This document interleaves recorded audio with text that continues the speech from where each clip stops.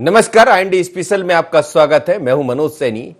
बेसहारा को सहारा, यह ऐसा विषय है जो इन दिनों चर्चा का विषय भी है, क्योंकि लगातार कोरोना संकट के बीच में, कोविड की महामारी के बीच में कई ऐसे परिवार हैं जो बेघर हुए, कई ऐसे बच्चे हैं जो अपने माता पिता के साये से महरूम हुए। अब सवाल यह है कि यदि वो महरूम हुए हैं तो उनको देखेगा कौन। कुछ परिवार तो ऐसे हैं जिनके दादा दादी नाना नानी हैं, लेकिन कुछ बच्चे तो बिल्कुल ऐसे हो गए हैं, ना तो जिनके माता है ना पिता है। छोटे छोटे बच्चे अपने माँ बाप के साये से दूर हो गए। वजह कोरोना काल बनकर आया और सब कुछ छीन लिया।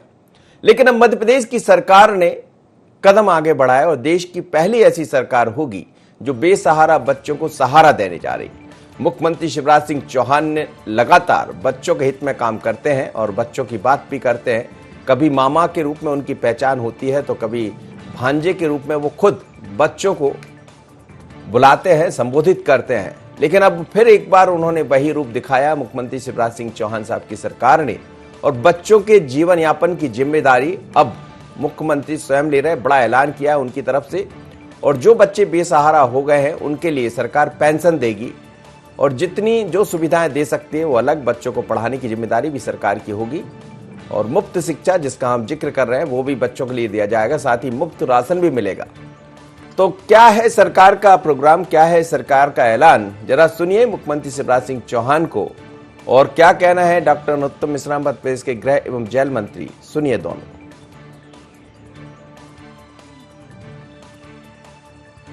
कोरोना महामारी ने कई परिवारों को तोड़ के रख दिया है। कई परिवार ऐसे हैं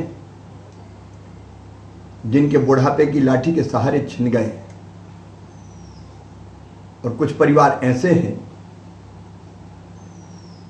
जिनमें मासूम बच्चों के सिर से अपने पालक, अपने पिता, अभिभावक का साया उठ गया है। ऐसे बच्चों के सामने अब जीवन यापन की समस्या उठ खड़ी हुई है, और इसलिए हमने फैसला किया है कि ऐसे बच्चे जिनके परिवार से पिता का साया उठ गया, कोई कमाने वाला नहीं बचा, घर में कोई कमाने वाला नहीं है, ऐसे परिवारों को 5,000 रुपया प्रति माह पेंशन दी जाएगी, ताकि बच्चों को जीवन यापन के लिए परेशान ना होना पड़े। ऐसे सभी बच्चों के शिक्षा का निःशुल्क प्रबंध किया जाएगा, ताकि वो अपनी पढ़ाई लिखाई जारी रख सकें। पात्रता ना होने के बावजूद भी ऐसे परिवार को फ्री राशन दिया जाएगा, ताकि भोजन का इंतजाम हो सके। और अगर इन परिवार में कोई सदस्य ऐसा है, या पति नहीं रहे तो हमारी बहन कोई उनकी पत्नी ऐसी है कि जो काम धंधा करना चाहे, तो उनको सरकार की गारंटी पर बिना ब्याज का ऋण काम धंधे के लिए उपलब्ध करवाया जाएगा, ताकि फिर से वो अपना काम धंधा जीवन यापन के लिए प्रारंभ कर सके। ऐसे दुखी परिवारों को हम बेसहारा नहीं छोड़ सकते।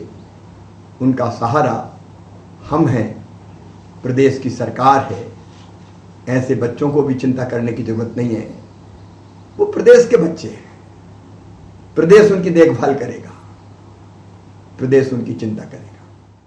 कोरोना से संक्रमित जो बेसहारा बच्चे हैं, जिससे कोरोना से के संक्रमण जिनके माता पिता चले गए और बेसहारा हो गए, उन पूरे परिवारों की चिंता शिवराज सरकार करेगी। इन बेसहारा परिवारों को पेंशन, निःशुल्क राशन, बच्चों को निःशुल्क शिक्षा जैसी सुविधाएं देने वाला राज्य मध्य प्रदेश हिंदुस्तान का पहला राज्य होगा। तो मध्य प्रदेश हिंदुस्तान का पहला ऐसा राज्य होगा जिसने सहारा बनने का तय किया है उन बच्चों का, उन बेसहारा बच्चों का जिनका साया छिन गया है, उन महिलाओं का जिनके साथ अब कोई है नहीं, लेकिन उनको कैसे एक नया रोजगार मिले।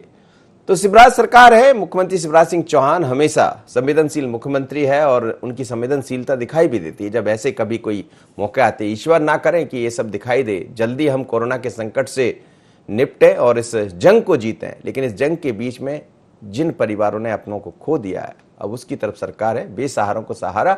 मेरे सहयोगी जुड़ रहे हैं इस वक्त, आमिर, उनसे बात करते हैं। आमिर, क्या कहेंगे? हमने देखा है कि मध्य प्रदेश से कई जगह से ऐसी खबरें हमें देखने में मिली है जो झकझोरती है, जो ये सोचने को मजबूर करती है कि आखिर इन बच्चों का होगा क्या। लेकिन मुख्यमंत्री ने कदम बढ़ा दिए। हाँ जी बिल्कुल, मध्य प्रदेश देश का पहला ऐसा राज्य बन गया है जो सरकार अब बेसहाराओं को सहारा देगी। यानी ये इस महामारी में कई ऐसे परिवार हैं जो उजड़ चुके हैं, बच्चे अनाथ हो गए हैं, लेकिन उनको सहारा देने के लिए सरकार ने हाथ बढ़ाया है। उनकी शिक्षा के बंदोबस्त के साथ साथ पूरी भरण पोषण की जिम्मेदारी भी सरकार खुद उठाएगी और मध्य प्रदेश सरकार ने इस बात का ऐलान कर दिया है। खुद मध्य प्रदेश के मुख्यमंत्री शिवराज सिंह चौहान ने कहा कि ऐसे परिवार, ऐसे बच्चे जिनके परिवार जो इस महामारी में खत्म हो गए हैं, लेकिन उन बच्चों को जो है सर पे से साया हट गया है, लेकिन सरकार उनको पूरी मदद करेगी, उनकी भरण पोषण की पूरी जिम्मेदारी उठाएगी और उनको पढ़ाने को लेकर भी सरकार पूरी व्यवस्था करेगी। यानी राइट टू एजुकेशन, जो पढ़ाई का अधिकार है, आरटीई के तहत सरकार बच्चों को पूरी तरह से दिलवाएगी। यानी किसी तरह की घबराने की जरूरत नहीं है। मध्य प्रदेश सरकार बच्चों के साथ में खड़ी हुई है, ऐसा खुद मध्य प्रदेश के मुख्यमंत्री शिवराज सिंह चौहान का कहना है।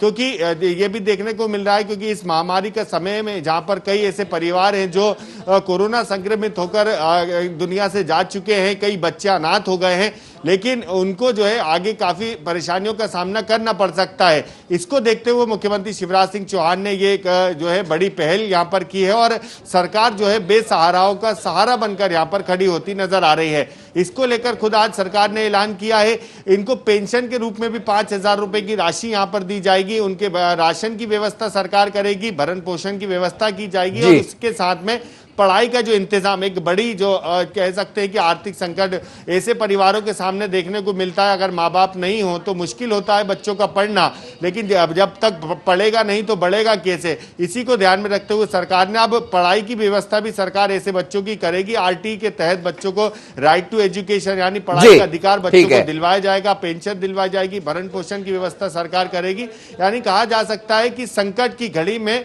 ऐसे लोगों के लिए सहारा बनकर सरकार जो है खड़ी होती यहां पर नजर आ रही है। चलिए आमिर, बहुत बहुत धन्यवाद। वैसे आप जुड़े रहिएगा, हम आपको जोड़ेंगे बीच में। मेरे साथ इस वक्त डॉक्टर कृपाशंकर चौबे जुड़े हैं, सदस्य बाल कल्याण समिति के। चौबे साहब, स्वागत है आपका। मेरी आवाज सुन पा रहे? जी, सुन रहा हूं। जी, ये जो सरकार ने निर्णय लिया है बेसहारों का सहारा बनने का, आप लोग के पास तो खबरें आती होंगी, और ऐसे कितने परिवार है, ऐसे कितने बच्चे हैं जिनका साया छीन लिया कोरोना ने? देखिए, अभी तो हमारे पास भोपाल में लेटेस्ट एक मामला आया है, बरखेरा पठानी का है, जिसमें कि उसके माता पिता दोनों की कोरोना की वजह से असमय निधन हो गया है। तो उन बच्चों से संपर्क किया गया है समिति के द्वारा, और शासन की एक योजना होती है फॉस्टर केयर योजना, जिससे हम उन बच्चों को जोड़ने का प्रयास कर रहे हैं। जैसे कुछ डॉक्यूमेंट्स उनको उपलब्ध हो जाते हैं उनकी तरफ से, हम उन बच्चों की देख रेख से लेके पढ़ाई की पूरी जिम्मेदारी सरकार उठाती है। और आज माननीय मुख्यमंत्री जी ने भी इस मामले में घोषणा किया है, जो 5,000 रुपया प्रति बच्चे को देंगे। तो इसके पहले भी शासन की जो फॉस्टर केयर योजना है, उसमें हम बच्चों को लाभान्वित करते आ रहे हैं और आगे भी करते रहेंगे जी। और ये जिला मध्य प्रदेश के हर जिले में है, सिर्फ भोपाल में ही नहीं है। बाल कल्याण समिति हर जिले में होती है और इस तरह की योजनाएं शासन की हर जिले में रहती है। प्रयास ये रहता है बाल कल्याण समिति का कि कोई भी बच्चा, जिस बच्चों के सर से माता पिता का साया उठ गया है, वो ऑर्फन की कैटेगरी में आते हैं, तो या तो उनको संस्था में रख करके या संस्था के बाहर रख करके उनकी पूरी देखरेख की जाए। जी, नहीं, जैसा आप कह रहे हैं, और क्या बाल कल्याण समिति किस तरह से बच्चों के लिए और काम करती है? क्योंकि इस समय कुछ परिवार तो ऐसे हैं जिनके माता पिता छिन गए, बच्चे नहीं रहे, बिल्कुल पूरी तरह बेसहारा हो गए। कुछ ऐसे हैं जिनकी माँ सिर्फ रह गई है, पिता सिर्फ रह गए, माँ, क्योंकि बहुत ही दुखद है। और हम देख रहे हैं ऐसी रोज तस्वीरें मध्य प्रदेश के अलग हिस्सों से आती है, देश के अलग हिस्सों से आती है।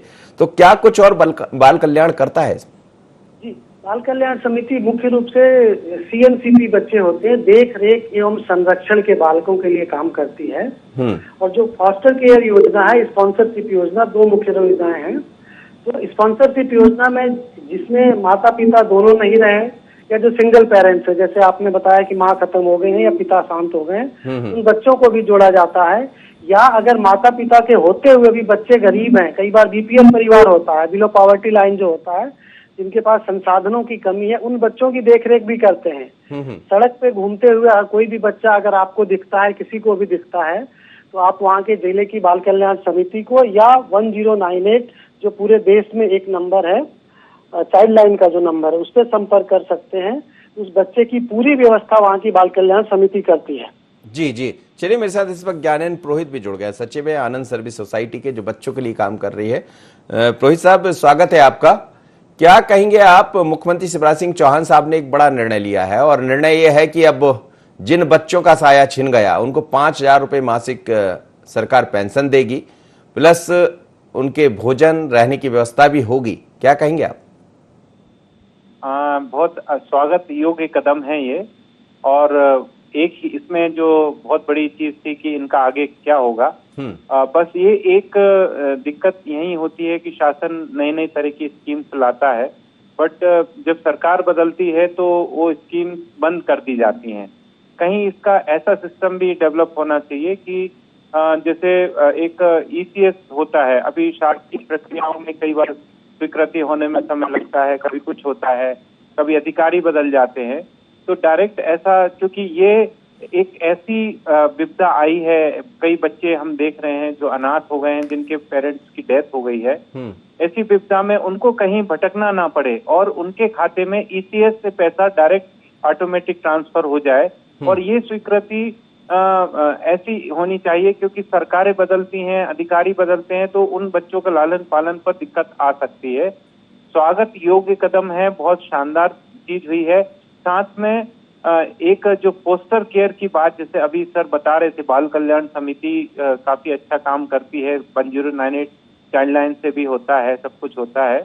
बट ये जो पोस्टर केयर या उनके जो अपब्रिंगिंग के लिए, क्योंकि पैसा देना ही एकमात्र साधन नहीं है, कहीं ना कहीं हमको ऐसी चाइल्ड लाइन को उन बच्चों के साथ अटैच करना चाहिए जो मतलब जब तक कि वो एडल्ट नहीं होते हैं, 18 साल के वयस्क नहीं होते, तब तक उनको लगातार मॉनिटरिंग करे और इस तरह की मदद उनको मिले। और शैक्षणिक स्तर पर हो या राशन देने की बात हो, क्योंकि बच्चे जाएंगे कहाँ। और एक उनका एक और इशू जो हम लोग लगातार देख रहे थे कि उनका घर है, तो घर को छोड़ के कहाँ ले जाया जाएगा, या वहीं पर रख के हम लोग कुछ ऐसा कर सकते हैं। क्योंकि एक बहुत अच्छे प्रावधान हमारी भारत सरकार ने किए हैं कि जिन बच्चों के कोई नहीं होता है, तो कुछ पेरेंट्स को एक टाइम फॉर टेम्पररी टाइमिंग के लिए जो चाहते हैं, जिनके बच्चे नहीं हैं या जो बच्चे अडॉप्ट करना चाहते हैं, टेम्पररी स्कीम में उनको ऐड कर दिया जाता है, ताकि वो मॉनिटरिंग भी कर सकें, उनकी मदद कर सकें। तो इन बच्चे जो कोविड केयर में आ रहे हैं, इन बच्चों के साथ कुछ पेरेंट्स को भी एसोसिएट किया जाए तो और अच्छा होगा, ताकि उन बच्चों को अपने माता पिता की कमी भी पूरी होगी। और जो माननीय मुख्यमंत्री जी कर रहे हैं वो तो बहुत अच्छी बात है। चलिए, मेरे साथ डॉक्टर कृपाशंकर चौबे जुड़े, उन्हीं से समझ लेते हैं।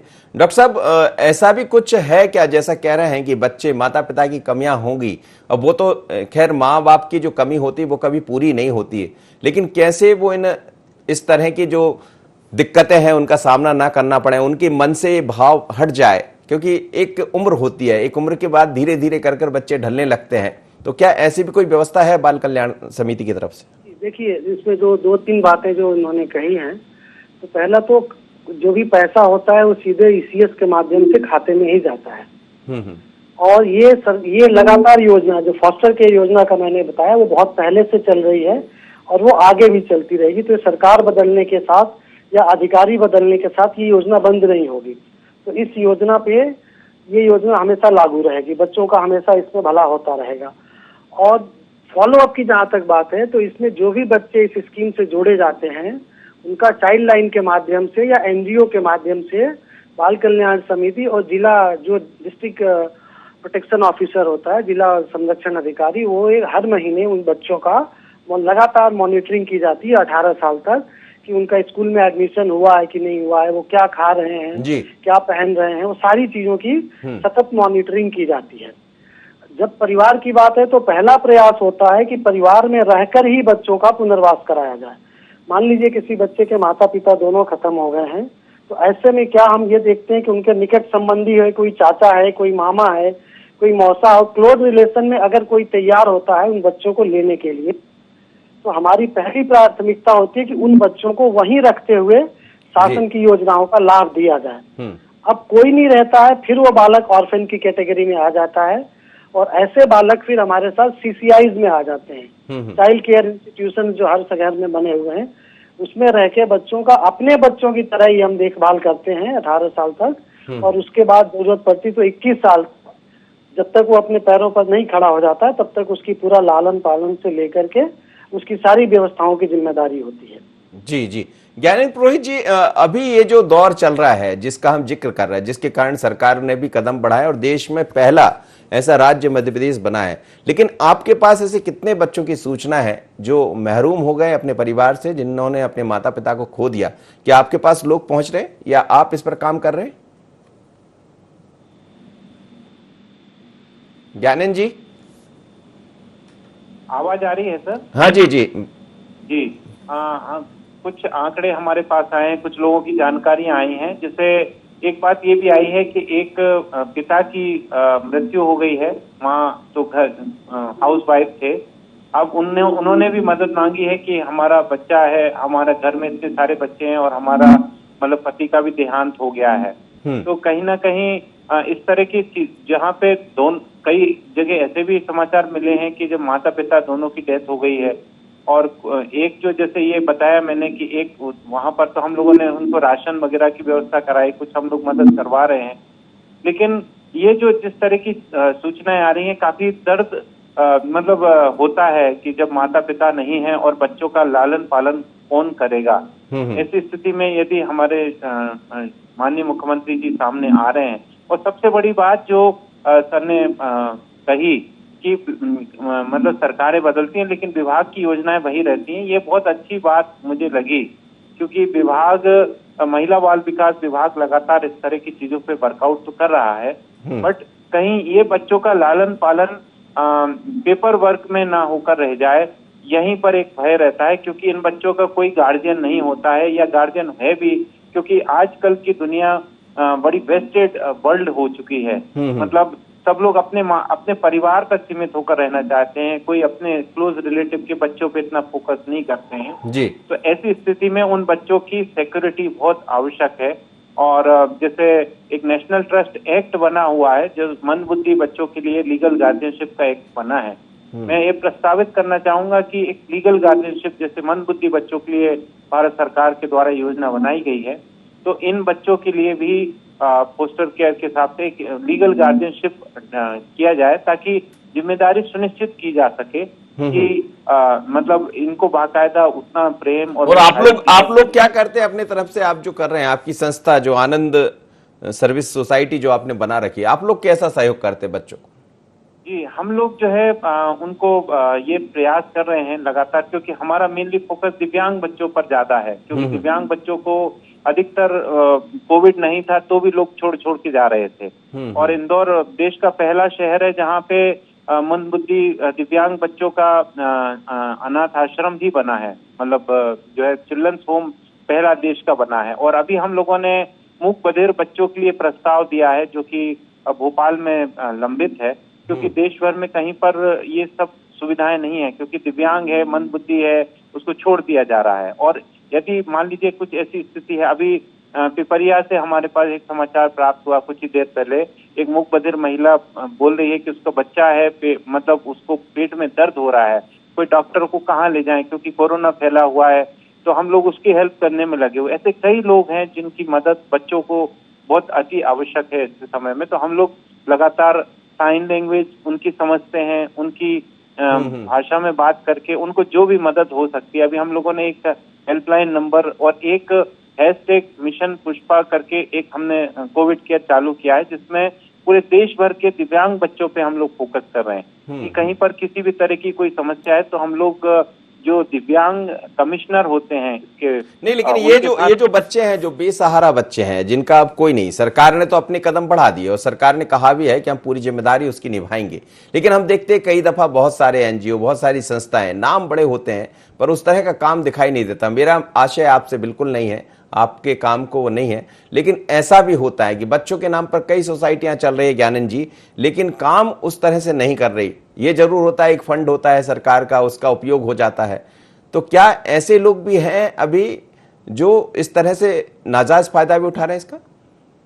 हाँ, ऐसी बहुत सी संस्थाएं हैं। आपको ध्यान में लाना चाहेंगे, देवास में पिछले वर्ष करीब 5-6 माह पूर्व भी हम लोगों ने एक रेस्क्यू ऑपरेशन किया था, जिसमें बच्चों के साथ कुछ अनैतिक कार्य हो रहे थे। हम लोगों ने, प्रशासन ने हमारी मदद दी थी, क्योंकि उसमें कई दिव्यांग बच्चे भी थे, उनकी भाषा नहीं समझ पा रहे थे कई लोग। तो हम लोगों ने बताया था, तो प्रशासन ने उस संस्था को तत्काल वो करके और उस संस्था को बंद भी किया, ब्लैक लिस्टेड भी किया। ऐसी कई संस्थाएं चल रही हैं जो लगातार इस तरह का। और सबसे बड़ी बात जो मैं सर आपको बताना चाहूंगा कि कई बार ऐसा होता है कि हम जो अनाथ बच्चे होते हैं उनको हम सोचते हैं कि वो ऐसी संस्थाओं में सुरक्षित हैं, लेकिन वहां पर बहुत सारे प्रकार के उनके एक्सप्लॉयटेशंस होते रहते हैं। तो कहीं ना कहीं हमें समाज के रूप में जिम्मेदारी सुनिश्चित करनी पड़ेगी, क्योंकि एनजीओ कई तो बहुत अच्छे हैं और कई बहुत इस तरह का काम कर रहे हैं जिससे कि काफी शर्म। बिल्कुल आप ठीक कह रहे हैं। चलिए इसको मैं समझ लेता हूँ। डॉक्टर कृपाशंकर चौबे साहब जुड़े हैं मेरे से।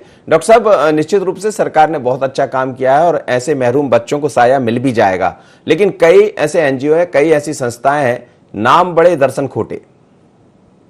देखिए, अगर 1-2 ऐसी घटनाएं हो जाती हैं तो इससे हम एक जनरलाइज स्टेटमेंट नहीं दे सकते हैं। जी जी। जे एक्ट 2015 करके एक बहुत विस्तृत एक्ट बना है बालकों के लिए, देख रेख एवं संरक्षण के लिए। जो बालक है उनके लिए एक्सक्लूसिव एक एक्ट है।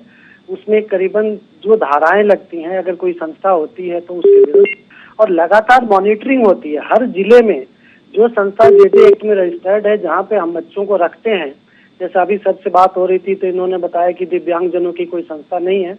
भोपाल में एक एक्सक्लूसिव डेडिकेटेड संस्था है SOS स्पेशल बच्चों के लिए। और सामाजिक न्याय ने कहीं कहीं हर जोन में बना रखी है संस्थाएं। उसकी मॉनिटरिंग बाल कल्याण समिति हो गया, महिला बाल विकास हो गई, एक पूरी इवन आपके डिस्ट्रिक्ट कोर्ट से लेकर के हाई कोर्ट, माननीय उच्च न्यायालय में जो सालसा के सेक्रेटरी होते हैं, वो सारे मॉनिटरिंग सिस्टम बने हुए हैं। उच्च न्यायालय में सुप्रीम कोर्ट भी हर 2 महीने में रिपोर्ट मांगता रहता है। तो पूरा सिस्टम बना हुआ है जिससे उनकी मॉनिटरिंग की जा सके। फिर भी कभी कहीं ऐसी घटना हो जाती है, इतना फुल प्रूफ सिस्टम होने के बाद भी अगर कहीं घटना हो जाती है तो उसकी सूचना आप नियरेस्ट बाल कल्याण समिति को दीजिए अगर आपको पता लगता है तो, या माननीय कलेक्टर महोदय को दीजिए। कलेक्टर भी उस सिस्टम से जुड़े हुए हैं। कोई नंबर होता है ऐसी कोई वो होता है आप जिस पर आपसे संपर्क हो जाए? देखिए 1098 एक ऐसा नंबर है जो राउंड द क्लॉक पूरे देश में चलता है। आप वहाँ सूचना दे सकते हैं।